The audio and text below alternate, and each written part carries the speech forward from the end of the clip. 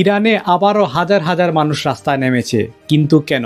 আসুন আজকে সেই সত্যটা জানব। এবারের আন্দোলন শুরু হয়েছে 2025 ডিসেম্বর থেকে। কারণ হচ্ছে অর্থনৈতিক ক্ষোভ, মানুষের জীবনযাত্রার মান কঠিন হচ্ছে, সবকিছুর দাম বেড়ে যাচ্ছে। সেই আন্দোলনে যেন আরও নতুন গতি যোগ করলেন রাজতন্ত্র পরিবারের ছেলে রেজা পহলভি। তিনি বললেন, সবকিছু দখল করো, আমি আসছি। কিন্তু এই বক্তব্যের পিছনে রয়েছে দীর্ঘ এক অতীত।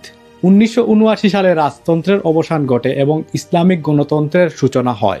তখন সেই রেজা পহলভির বাবা শাহ মোহাম্মদ রেজা পহলভি তিনি ইরান ছেড়ে বিদেশে চলে যান। এরপর তিনি আর ক্ষমতায় আসতে পারেননি।